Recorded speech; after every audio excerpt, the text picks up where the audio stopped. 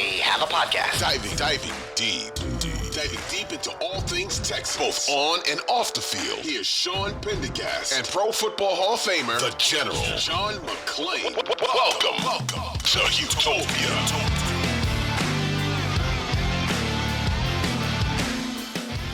All right, John, you ready for a little news and notes here? General news and notes. You got some good stuff for the people? Yeah, let me clear my throat there. Yeah, I was gonna say, are you all right? Some of the things are about CJ and the team. You know, we all know that he's now the youngest player to ever win a playoff game. He's 22 years, 102 days. The previous youngest was Michael Vick. I thought it was interesting that CJ grew up in California, and he said young Vick was his favorite quarterback when he was growing up. There was a lot of quarterbacks to pick from, but I thought that was interesting. That's why he wears 7, John. That's why he wears number 7. Yeah. Michael Vick. I think it's weird because CJ's nothing like Vick. You know, he doesn't run. Vick's the best running quarterback I've ever seen. He said one time, I was a running back who had the best arm, so they gave me the football and told me to play quarterback when he was young. And it worked out quite well on the field. And I thought it was also interesting that he and D'Amico Ryan's first rookie coach quarterback combo to win a playoff game since 2009 when Rex Ryan and the butt fumbler, Mark Sanchez, did it. And that outburst was the most points in Texans playoff history, which wasn't surprising. And it's the first time a team's had multiple pick sixes in a playoff game since Seattle did it in 2008. And another thing, Sean, it was really impressive about the outburst. I keep hearing people on TV saying, boy, Texans scored all these points against the Browns defense. Well, 14 were scored against the offense. Right. But still, it is the most points, and this is kind of weird.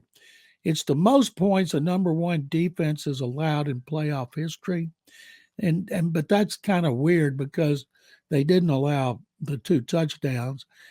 And it was strange, Sean, when that 157.2 rating, which is the most by a rookie in NFL history, was tied a day later by Jordan Love in their upset of the Cowboys. 2 young quarterbacks, 157.2.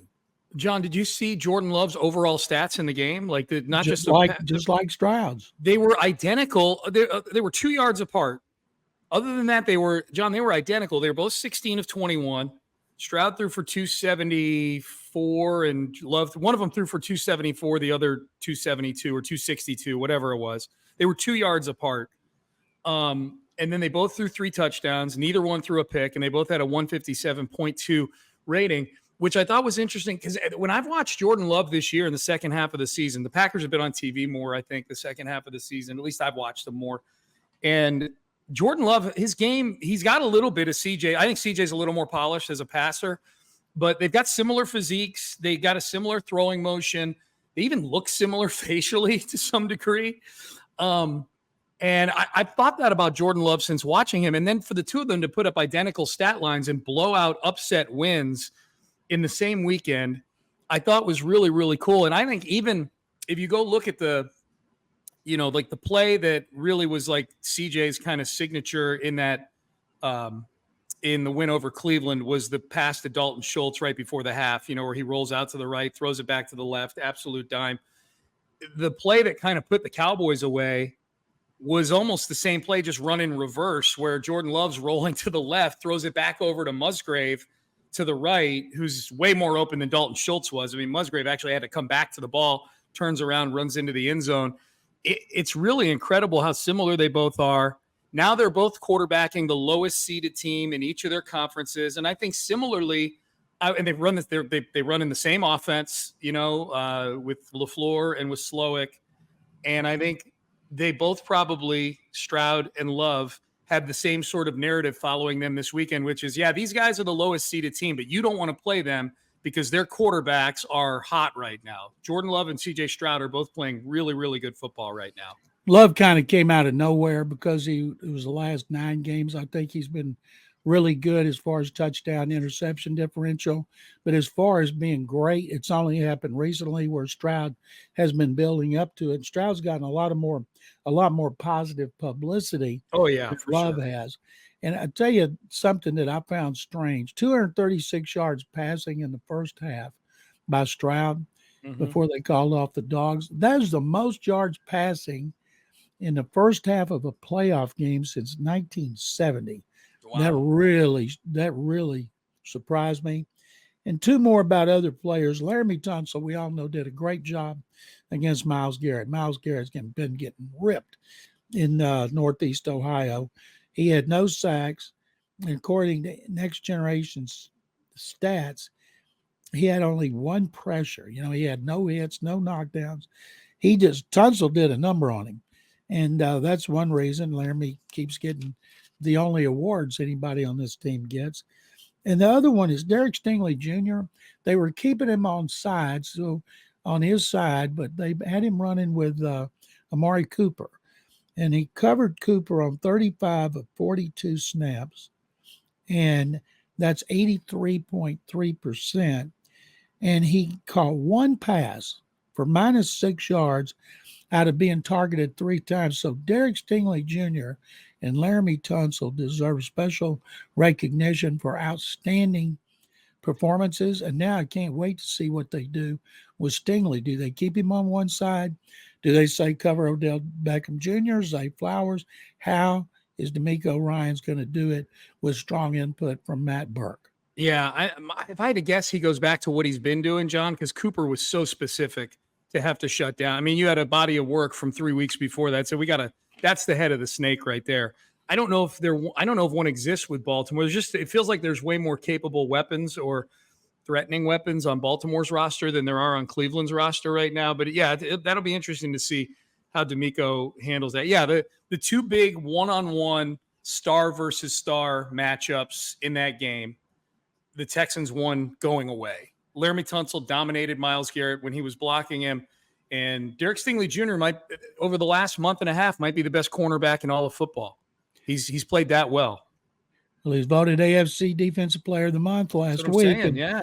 One more thing that I looked up, because I've been thinking about this, but especially after the Wildcard victory, in which Christian Harris played great. Blake Cashman's been the most consistent linebacker.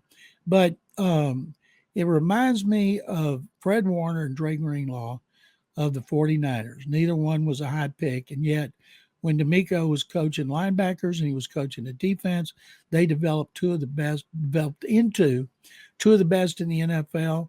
And now Cashman's issue has always been health, but he's been healthy for the most part this season.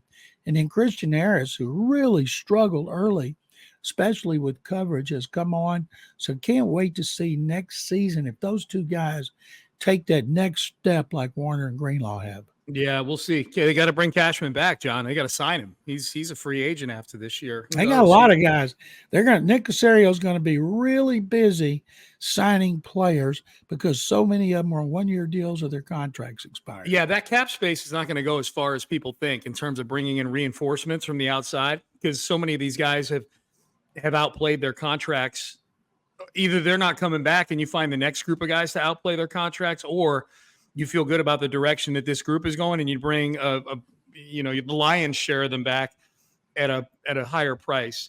The good news is CJ's contract is still such for the next 2 years that you've got a lot of flexibility, like it's for 2 years. And then he's going to be making $75 million a year in 2027 or whatever it is. And it'll be worth it. And his agent, David Mulugeta, will say, okay, now that we've agreed to the terms, I want a no trade clause. And they'll say, bleep you.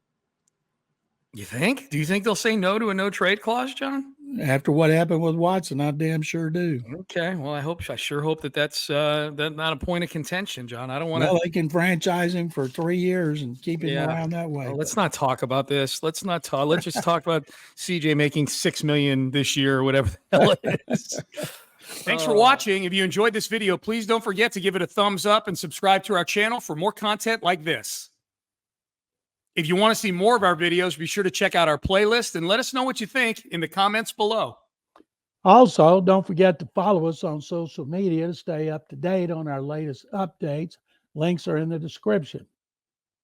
Thanks again for watching, and we'll see you in the next video.